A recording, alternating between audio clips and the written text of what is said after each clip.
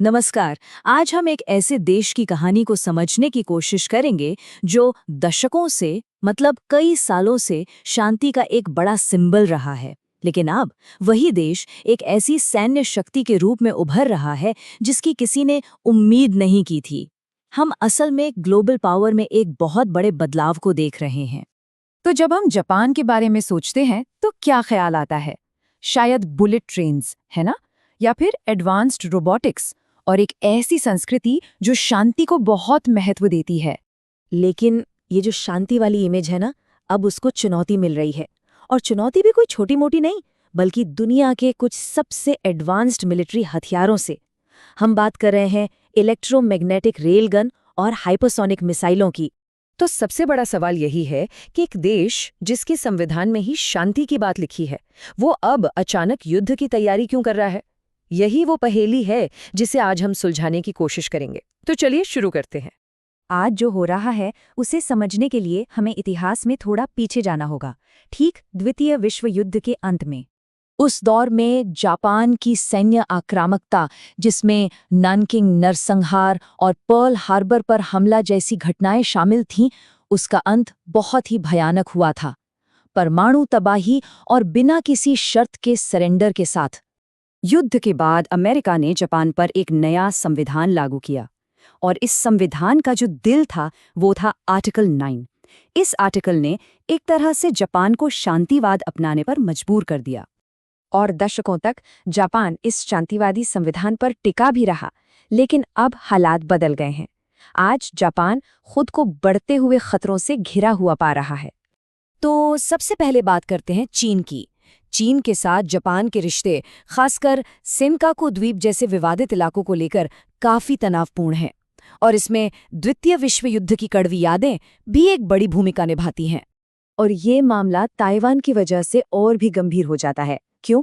क्योंकि जापान के लगभग 90% एनर्जी सप्लाई ताइवान स्ट्रेट से होकर ही गुजरती है। जैसा कि जापानी प्रधानमंत्री सनाए ताकाइची ने कहा भी था, चीन का ताइवान पर हमला जापान के अस्तित्व के लिए सीधा खतरा होगा। इससे आप स्थिति की गंभीरता का अंदाजा लगा सकते हैं। जापान के इस रुख पर चीन की प्रतिक्रिया बहुत ही सीधी और कह सकते हैं कि डरावनी रही है। अब उत्तर की तरफ देखें तो वहां रूस है।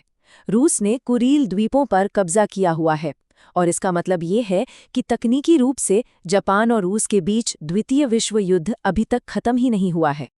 और फिर है नॉर्थ कोरिया, एक न्यूक्लियर पावर जो न सिर्फ जापान के ऊपर से मिसाइलें दागता है, बल्कि उस पर यह भी आरोप है कि उसने हजारों जापानी नागरिकों को किडनैप किया है।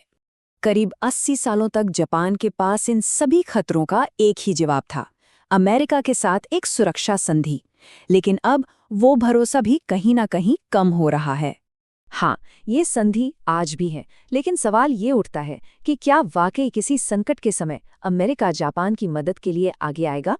जापान अपनी सुरक्षा के लिए अमेरिका को हर साल $2 अरब देता है, लेकिन अमेरिका के अंदरूनी राजनीतिक बदलावों को देखते हुए ये भरोसा अब डगमगा रहा है, और इसी वजह से जापान को अपनी आत्मनिर्भरता के बारे में दोबारा सोचना पड़ रहा है। तो एक तरफ पड़ोसियों से खतरा और दूसरी तरफ अपने सबसे बड़े सहयोगी पर घटता विश्वास। इसी एहसास ने जापान को एक ऐतिहासिक सैन्य बदलाव शुरू करने पर मजबूर कर दिया है। चलिए देखते हैं कि ये सब कैसे हो रहा है। इस बदलाव का पहला बड़ा कदम 2015 में उठाया गया, जब पूर्व प्रधानमंत्री शिंजो आबे ने शांतिवादी संविधान की एक नई ऐतिहासिक व्याख्या की।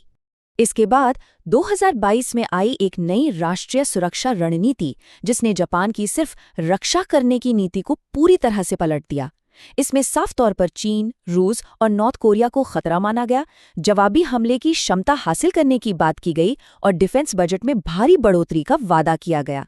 और जापान सिर्फ बातें नहीं कर रहा है, वो अपनी रणनीति पर पैसा भी लगा रहा है। प्लान ये है कि 2027 तक अपने रक्षा बजट को दोगुना कर दिया जाए, ताकि वो नाटो के स्टैंडर्ड तक पहुंच सके। तो समझने वाली बात यह है कि ये सिर्फ कागजों पर नहीं हो रहा है। जापान असल में लंबी दूरी के आक्रामक हथियार खरीद भी रहा है और बना भी रहा है। इसमें टॉमाहॉक क्रूज मिसाइलें और 140 से ज्यादा F-35 स्टील फाइटर जेट्स भी शामिल हैं।